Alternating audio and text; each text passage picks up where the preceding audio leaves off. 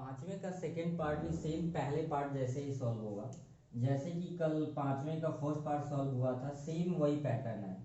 आपका क्वेश्चन दिया हुआ है 2x² plus y square plus 8z² minus 2 under root 2xy and plus 4 under root 2yz minus 8xz। ठीक है, लिखेंगे by using identity a plus b plus c का whole square. What is a square plus b square plus c square plus 2ab plus 2bc and 2ca। हमको कैसे पता चला, क्योंकि कल भी बताया था कि मैंने यहाँ पे देखिए फर्स्ट थ्री पार्ट के स्क्वायर है और यहाँ भी फर्स्ट थ्री पार्ट के स्क्वायर, बाकी थ्री टर्म्स और दिए हुए हैं। तो ऐसे जब सिक्स टर्म आते हैं तो आपको ये आइडेंटिटी यूज करना होता है। ठीक है, अब यहाँ पे पहले a square plus b square plus c square बनाएंगे। तो यहाँ पे 2 अंडर रूट 2 दिया हुआ है, तो रूट में कभी भी कोई टर्म ऐसा, जैसे 4 है तो 4 को आप क्या लिख सकते हैं 2 का स्क्वायर, लेकिन कोई ऐसा टर्म है जिसका स्क्वायर नहीं बन पा रहा है, जैसे अभी सपोज करिए 2 ही है, तो इसे आप अंडर रूट में करके इसका क्या लिख सकते हो, स्क्वायर लिख सकते हो। तो जिसका भी ना बने। और दूसरा यहाँ पे 8 है, तो 8 को आप चूंकि जाना है इसका फैक्टर 2 इंटू 2 इंटू क्या होता है 2, तो ये तो पार्ट पेयर बन जा रहा है, तो इसका होल स्क्वायर के टर्म में लिखेंगे 2 अंडर रूट 2 का होल स्क्वायर। ठीक है, तो ये चीजें आपको समझ आ जानी चाहिए।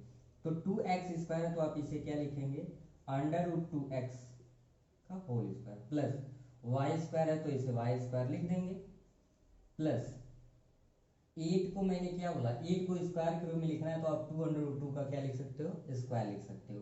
तो ये हो जाएगा 2 under root 2 and z square है तो आपका 2 अंडर रूट 2 जेड का स्क्वायर। एंड अब हम यहाँ पे कैसे प्लस माइनस को चूज करेंगे कि ए बी सी में कौन सी वैल्यू माइनस होगी और कौन सी वैल्यू प्लस में होगी। तो यहाँ पे दो कंसेप्ट होगा, ध्यान दीजिए। यहाँ पे ये माइनस, अगर देखें 2ab के पास ये माइनस 2 अंडर रूट 2xy है, और जो प्लस 2bc वाला पार्ट है वो प्लस है, और प्लस 2ca वाला पार्ट क्या है, माइनस है।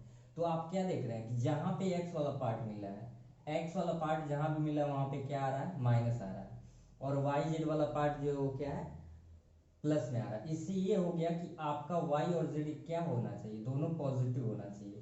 तो ये क्लियर हो गया कि हम x की वैल्यू देखिए दोनों जगह पे है, तो यहाँ पे हम क्या ले लेंगे, इसमें x की वैल्यू माइनस ले लेंगे। ठीक है, 2 आपको पता है ए बी सी की वैल्यूज यही होती है। ए की वैल्यू क्या आप लेंगे 2 अंडर रूट 2 एंड बी की वैल्यू आप क्या लेंगे y प्लस 2b, बी की वैल्यू ये आपका होगा y एंड सी की value 2 under root 2 z plus 2ca, C की वैल्यू क्या है 2 under root 2 z and a की वैल्यू क्या है आपका माइनस आपका है अंडर रूट 2 x।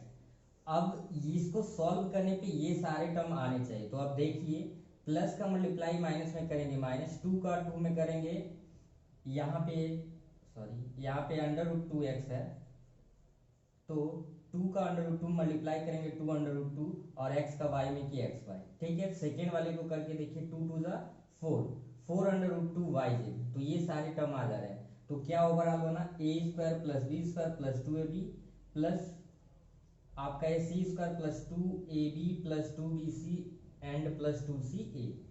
तो यहाँ पे हो जाएगा a की वैल्यू माइनस है तो ऐसे लिख देंगे minus 2x plus b and plus c का होल स्क्वायर। तो यहाँ पे दो बार स्क्वायर है तो इसे आप क्या लिख सकते हैं, दो बार 2 under root x plus y plus 2 under root 2z and फिर सेम टर्म को एक बार और लिख देंगे under root 2x plus y and plus क्या लिखेंगे 2 अंडर रूट 2z। ये आपका हो जाएगा आंसर। तो आई होप आपको ये दोनों क्वेश्चन बहुत ही अच्छे से समझ आ गए होंगे। अगले वीडियो में आपको नेक्स्ट क्वेश्चन बताया जाएगा। Thank you.